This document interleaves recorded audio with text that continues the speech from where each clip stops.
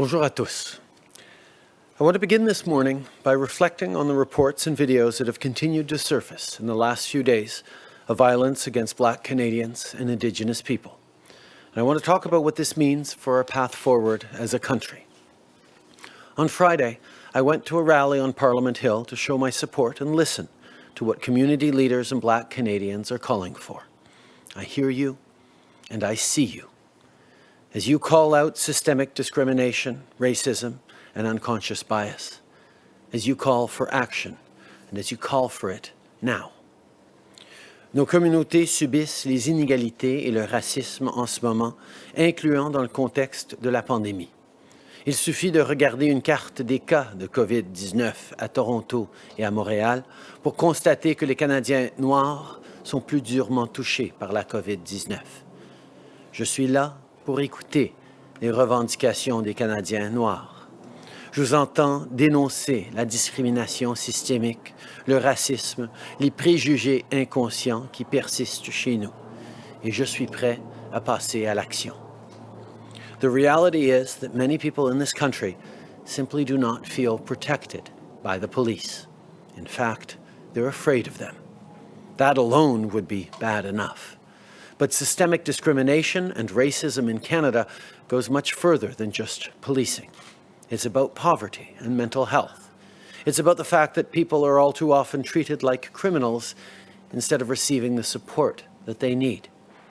We, as governments, need to work together. We, as leaders, need to recognize that these problems are tied to economic inequality and the racialization of poverty. And we need bold measures to address this. Our government promised to address systemic racism and injustice. We knew that this work had to be informed by the lived experiences of racialized communities and Indigenous peoples. So we listened, and we worked together to change things. We invested in mental health resources and youth programs for Black Canadians. We worked to close the gaps in services for Indigenous communities. We funded Statistics Canada so they could create a gender, diversity, and inclusion statistic hub. And this work culminated in the release of Canada's anti-racism strategy for 2019-2022 and the creation of an anti-racism secretariat.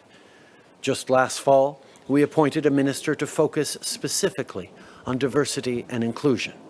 Together, we have made progress. Progress that has meant support for groups like the Black Health Alliance and new schools for Indigenous kids. But I hear you when you say that it isn't enough. I hear you when you say that it doesn't solve systemic racism. And I agree. With the many disturbing reports of violence against Black Canadians and Indigenous people, we know that we need to do much more, and we need to do it now. I had a discussion with Cabinet on Friday that will continue later today. I also spoke with Commissioner Lucky of the RCMP this morning. The Commissioner assured me that she will use all available tools to take quick, solid action. On our call, one of the things we discussed was the adoption of body cameras. I'm committing to raising this with the provinces this week so we can move forward as quickly as possible. Minister Blair has also reaffirmed to me his commitment to improving Indigenous policing. And later today, I have a stocktake on reconciliation to discuss our work with Indigenous communities. I am committing to you that this work will continue to accelerate the pace of change, because you deserve real commitments as quickly as possible that addresses the root causes of these problems. Les choses doivent changer, mais réparer des siècles d'injustice, d'exclusion et de violence, ça se fait pas du jour au lendemain. Il faut travailler ensemble, il faut travailler fort. Aujourd'hui, je m'engage à continuer à mener la charge. Et notre gouvernement va travailler aussi fort et aussi vite que possible pour bâtir un pays plus juste et meilleur avec vous. There's no doubt that the last few months have been harder than anyone could have expected. This pandemic has meant different challenges for everyone. But no matter who you are and no matter what you're dealing with, a little bit of help can make all the difference. Maybe your employer has been able to keep you on the payroll because of the wage subsidy, a program that's supporting 2.5 million jobs. Perhaps you got some extra help through the Canada Child Benefit, or you'll receive more money with the top-up to your old age security. Or you might even be one of the 500,000 young people who has accessed the student benefit, helping you pay for next year's tuition. Au cours des derniers mois, on a travaillé fort pour aider les gens à traverser cette crise. Et les programmes qu'on a lancés et les investissements qu'on a faits font une vraie différence. Je pense par exemple à une histoire qu'Anthony Housefather m'a racontée sur l'entreprise montréalaise Franklin Empire, dans son comté, qui fabrique des produits électriques. Cette entreprise familiale existe depuis 4 générations et emploie plus de 500 personnes au Québec et en Ontario. La business allait bien, mais quand la pandémie est arrivée, ils ont dû fermer leurs ateliers et leurs chaînes de montage. Ils voulaient garder leurs employés, mais ils ne pouvaient pas y arriver seuls. Et c'est là que la subvention salariale d'urgence est entrée en jeu. Ils ont pu réembaucher tous leurs employés et, avec notre soutien, leur verser leur plein salaire. On parle de 500 personnes et familles qui reçoivent leur chèque de paye comme d'habitude, malgré la pandémie. Ce n'est qu'un exemple, mais ça démontre pourquoi les programmes comme la subvention salariale d'urgence sont si importants. Mais on sait qu'il reste encore du travail à faire. On Friday, I announced that the federal government would contribute $14 billion towards a safe restart agreement with the provinces and territories for the things that all Canadians need as we get our country back up and running. Right now, we're working with the premiers on what this restart could look like in the coming months. And as we do that, we're staying focused on people's new realities. If you work in a hospital or in a business that's reopening, you'll need PPE to stay safe. If you're back on the job, you might need transit, childcare, or the option to take time off if you're ill. If you're a senior or at higher risk from COVID-19, you may need some extra support. These are the things that Canadians are thinking about, so it's what we're thinking about too. Les provinces et les territoires font tous face à des réalités différentes en ce moment et on doit en tenir compte lorsqu'on envisage les prochaines étapes. Mais peu importe où vous vivez, on travaille avec votre premier ministre pour conclure un accord sur la relance qui va nous permettre d'assurer ensemble votre santé et votre sécurité. En plus de collaborer sur cet accord, les premiers ministres et moi avons aussi discuté des Canadiens qui sont séparés de leurs proches à cause de la fermeture des frontières. On veut évidemment que les familles soient ensemble, mais notre priorité demeure la sécurité des Canadiens. On va donc instaurer une exemption limitée qui va permettre aux membres de la famille immédiate des citoyens ou des résidents permanents à entrer au Canada, principalement les conjoints des enfants et les parents d'enfants mineurs. Mais je veux être clair. Toute personne qui entre au pays va devoir s'isoler complètement pendant 14 jours. Je sais que le ministre Mendicino aura plus long à dire là-dessus plus tard aujourd'hui. This is an incredibly difficult time to be apart from a spouse, a child, or mom and dad. We hear that. That's why we're bringing in a limited exemption to allow immediate family members of citizens or permanent residents to come to Canada. I want to be clear, though. Anyone entering the country will be required to quarantine for 14 days. And if you don't follow these rules, you could face serious penalties. I know that Minister Mendicino will have more to say about all of this later today. Je sais qu'après ce printemps très mouvementé, bien des gens espèrent que l'été sera plus facile. Les choses commencent à s'améliorer pour tout le coup de travail à faire. Et les Canadiens peuvent compter sur notre appui dans les mois et les semaines à venir. Merci. Merci beaucoup, Monsieur le Premier ministre. On va commencer la période de questions par le téléphone aujourd'hui. Opérateur, c'est à vous. Thank you. Merci.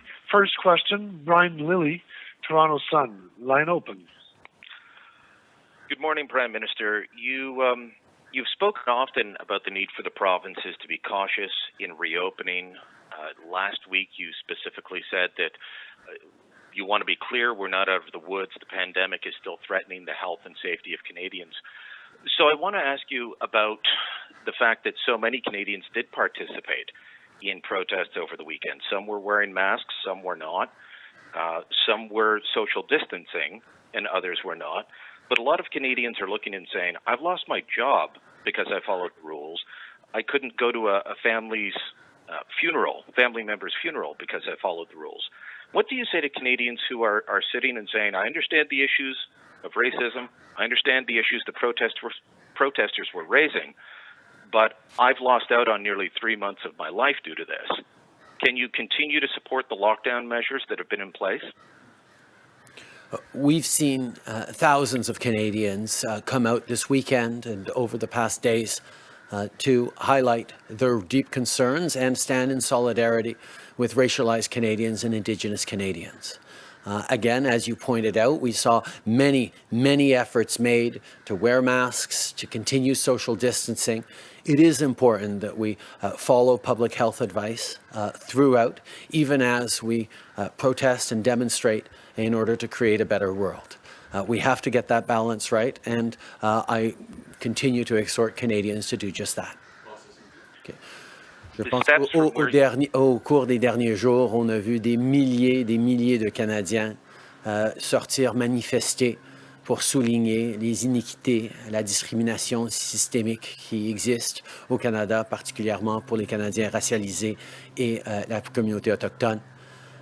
On a aussi vu qu'énormément de gens ont fait des efforts en portant des masques, en gardant leur distance, de suivre les directives de santé publique. Et nous avons besoin que les gens continuent de suivre les directives de santé publique, même pendant qu'ils manifestent. C'est important qu'on fasse attention et qu'on garde le cap sur ce qu'il faut faire pour passer à travers cette pandémie. Following up, Brian? Steps from where you took a knee, though, Prime Minister, there was an Ottawa restaurant allowing customers to eat their pizza socially distanced on a patio. They're facing an $880 fine for violating the same emergency orders that you violated, that many of the people at the protest violated. So can you continue to say that we've got to have these lockdown measures in place when there is obviously a difference of how they are applied between people meeting on their driveways, people eating pizza, and people protesting? Thank you for your question, Brian. I mean, there's a lot of people wondering about what exactly is the right thing to do, what will hold for us.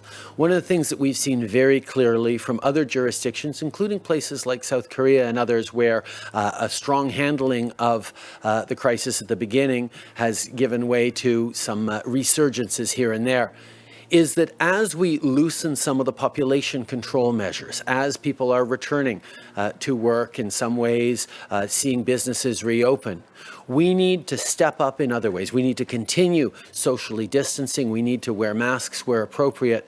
But we also need to make sure that we are stepping up on things like contact tracing and exposure notification and massive testing. There are many more things we need to do. Even as we restart the economy, we need to bring in other measures as well to ensure that we can handle any resurgence.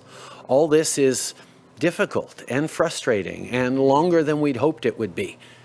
In many ways. But at the same time, we know that the cost of having to return into social isolation, return into lockdown because of a massive resurgence is not one that anyone wants to bear, which is why we are being very cautious going forward, and we continue to encourage people to follow all public health advice and guidance. Thank you. Operator, next question.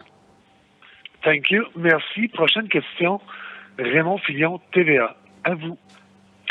Merci. Bonjour, Monsieur le Premier ministre. Êtes-vous inquiet que ces manifestations qu'on a vues et qu'on continue de voir fassent bondir le nombre de cas? Et vous qui étiez au milieu d'une grosse foule vendredi, allez-vous vous faire tester?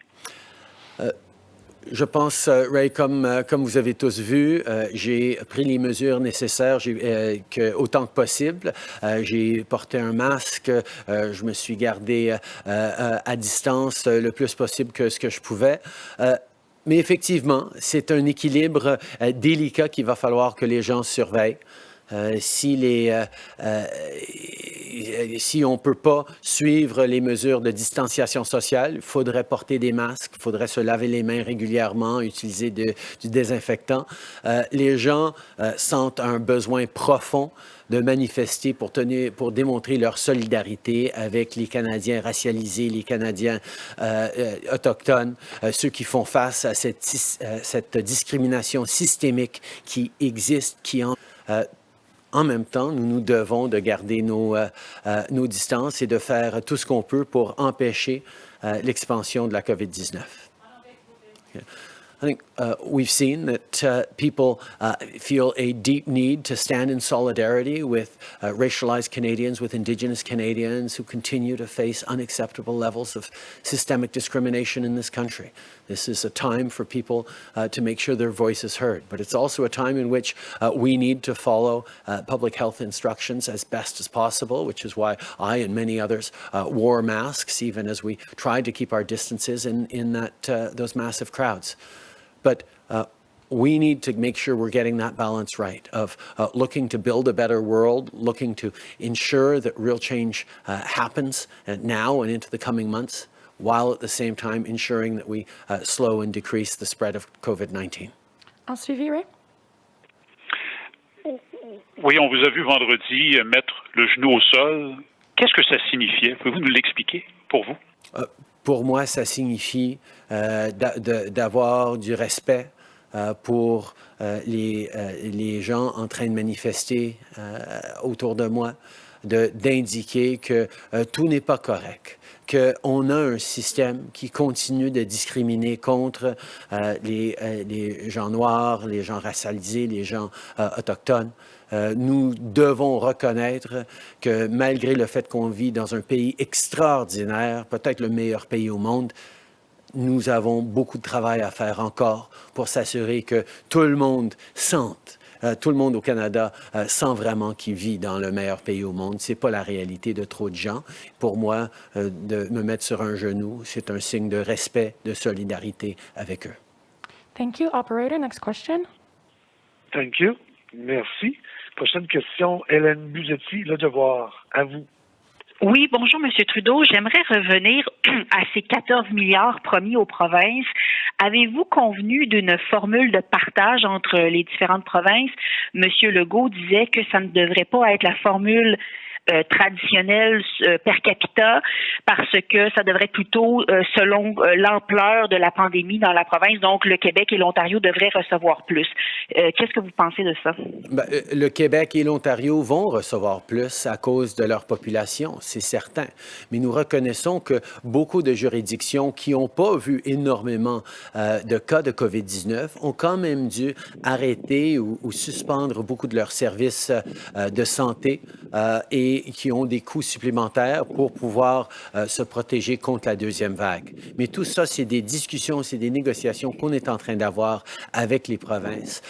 La base, c'est qu'on est là pour assurer que chaque Canadien partout au pays ait accès aux choses nécessaires, que ce soit l'équipement de protection, que ce soit les garderies, que ce soit de l'aide pour nos aînés, qui puissent, l'aide aux municipalités aussi, qui vont assurer qu'on va pouvoir repartir l'économie en sécurité.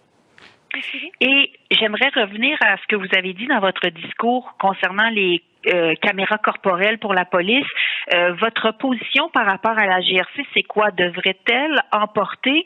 Et quand vous avez abordé la question avec les provinces, quelle a été la réaction ou l'ouverture à cette idée? J'ai parlé avec les premiers ministres du besoin de prendre des actions concrètes. On n'a pas directement parlé de caméras corporelles pour la police, mais c'est certainement quelque chose que je vais souligner avec eux dans les jours à venir lors de notre rencontre hebdomadaire cette semaine.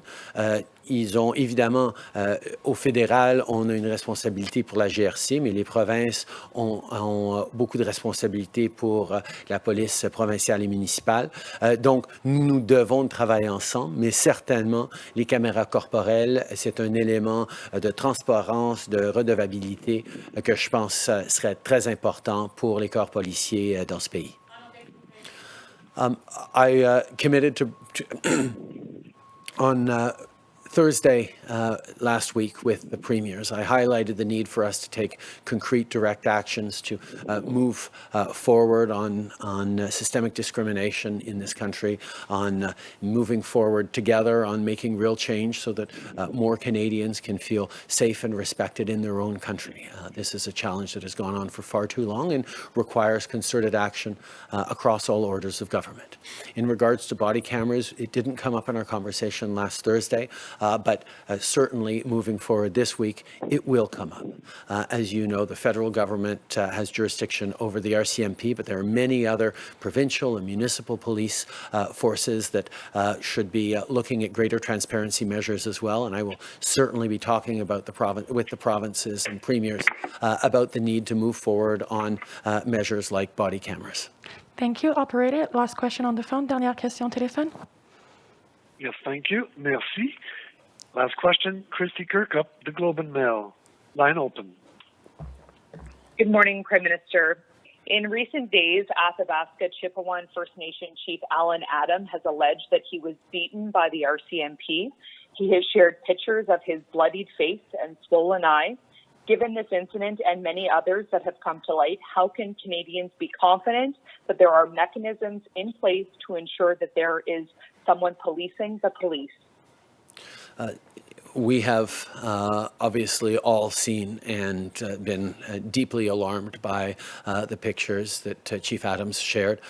Obviously, Minister Miller has engaged with the Chief directly multiple times over the past days. We need to do more. We need to take significant measures to move forward. We brought in an RCMP management board a number of years ago when as we committed to, that is helping with civilian oversight over the RCMP, but there is more to do, and that is a conversation I had with Commissioner Lucky this morning, and I will continue working with her and with all of our partners on ensuring that we bring forward significant, concrete and rapid measures to address these issues. Okay.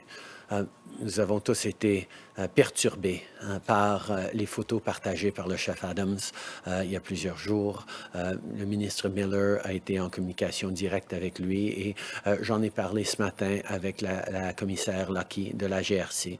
Nous devons de travailler ensemble pour accélérer le changement à l'intérieur de la GRC.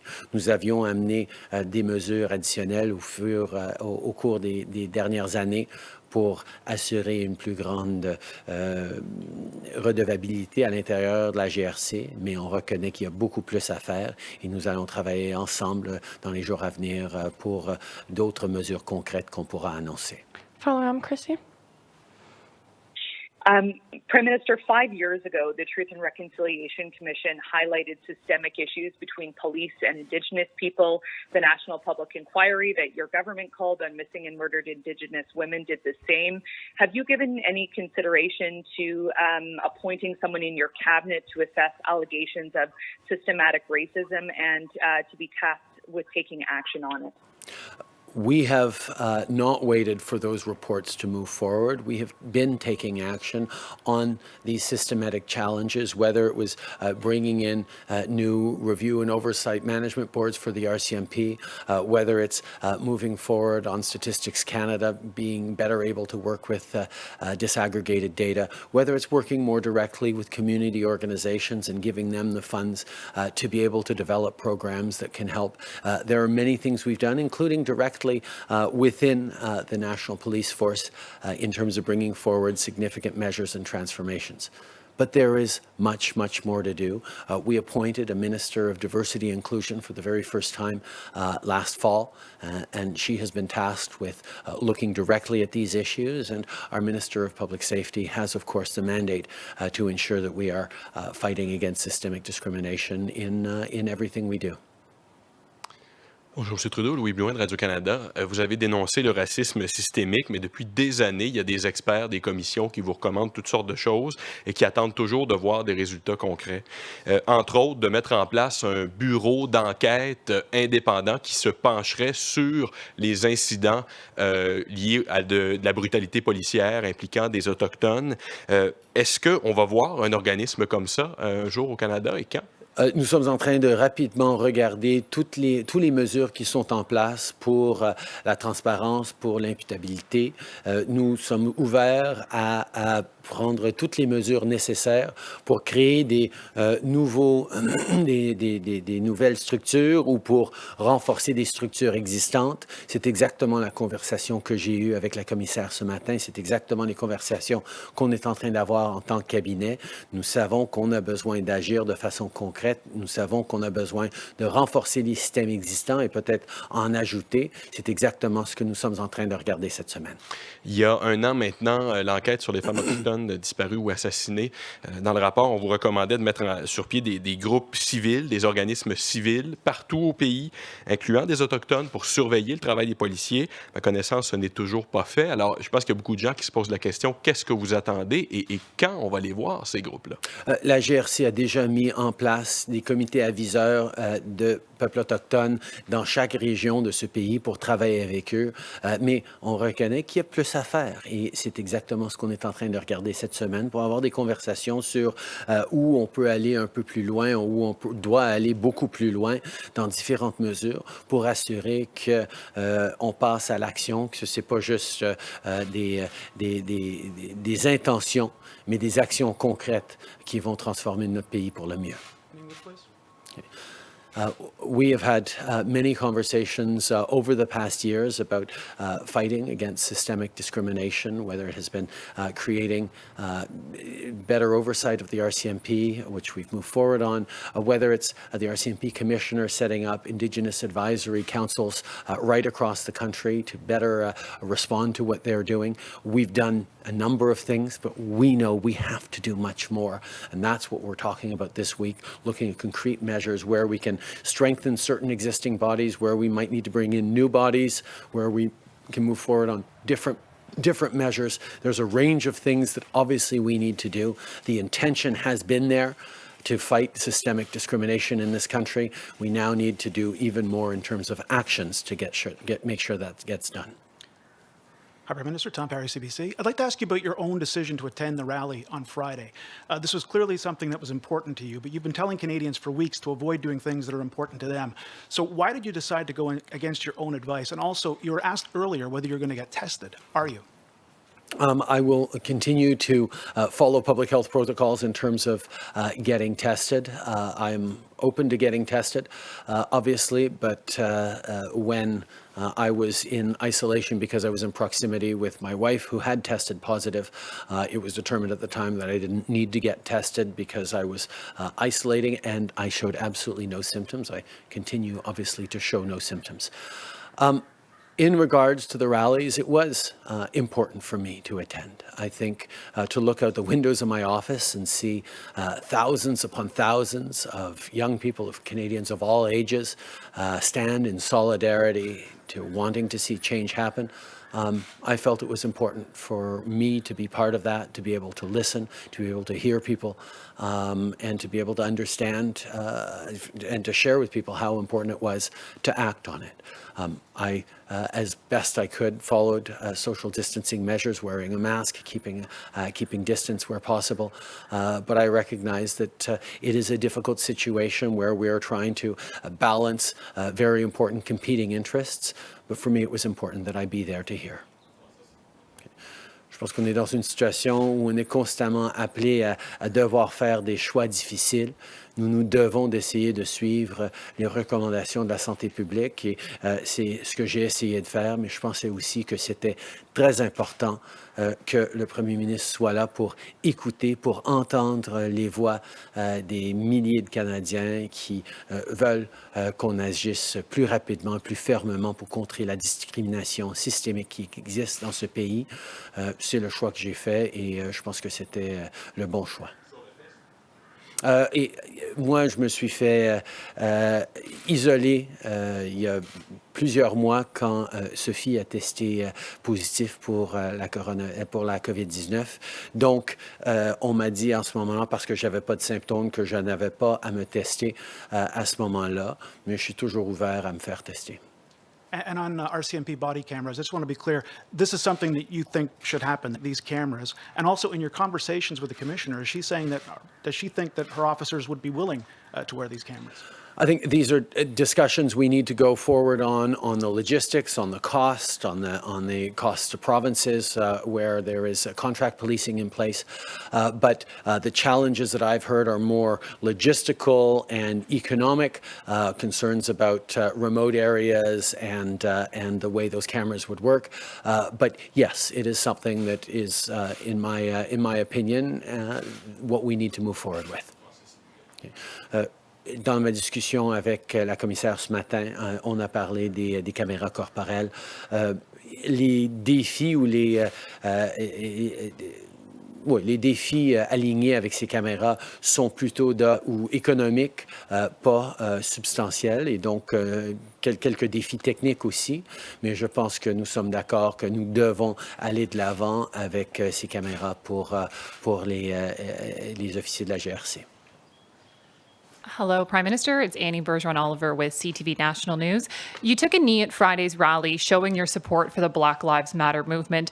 Many of the protesters we spoke with said that they appreciate the symbolism, but they want concrete actions to show that. You mentioned body cameras in your speech, but many advocates say that's simply a Band-Aid solution. So I'm wondering, what firm steps will you take immediately to begin addressing systemic racism in Canada?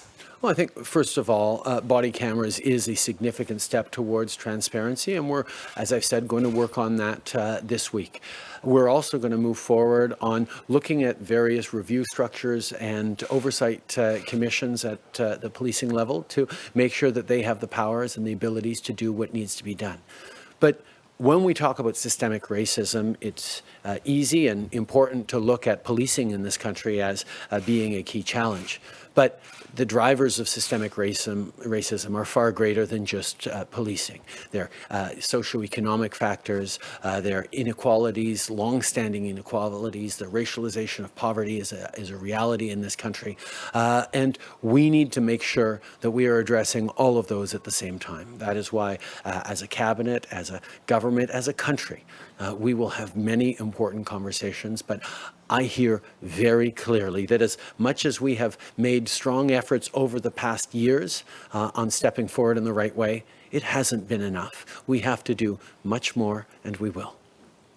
You've also said that the protests are calling for action now, and one of the clear calls that we're hearing is to reduce police budgets and to redirect money to better support Black communities. Minneapolis announced that it will do just that, and I'm wondering whether you will review the RCMP budget. Well, I think there's always a need to review every dollar, every public dollar spent to ensure that we're getting the best results out of it, that what we're doing is the best thing to keep Canadians safe. That's something that Canadians expect of their governments, and we will continue to do that to ensure that budgets are spent appropriately, the budgets themselves are appropriate, and make sure that we're also investing in all the things that need to be invested in to ensure truly safer communities. Okay. Je pense que les gens s'attendent à ce qu'on revise constamment les budgets et les dépenses pour s'assurer qu'on est en train d'investir dans les bonnes choses, qu'on est en train de financer les bons programmes, les bons outils pour garder tous les Canadiens en sécurité. C'est quelque chose que nous allons continuer de faire. Brian Mullen, Global News. Prime Minister, the Migrant Workers Alliance for Change says more than 1,000 complaints on behalf of migrant farm workers went unheeded by federal and provincial authorities ahead of these recent COVID-19 outbreaks. Why didn't your government do more to ensure these essential workers were safe? No one in Canada should be at greater risk of COVID-19, and we know we need to do better by migrant workers. Temporary foreign workers in Canada have an extremely important role to play in our agricultural systems. We've had many discussions with the agricultural industry and with migrant worker organizations to ensure that we were putting measures in place that would allow both isolation and the important work in assuring Canada's food supply continues. Of course, we will be continuing to listening to them and looking how we can make things better going forward. Cramped living conditions, working long hours, and close proximity. Advocates have been complaining about these issues for decades. That are giving migrant workers permanent resident status so they can assert their right to a safe workplace. We need, whether they're permanent residents or whether they're simply temporary foreign workers, we need to do a better job of protecting temporary agricultural workers in this country, temporary foreign workers in this country. We have taken a number of steps, but there's more to do, and we will do it. Merci beaucoup. C'est ce qui m'a fait la conférence de presse d'aujourd'hui. Merci tout le monde.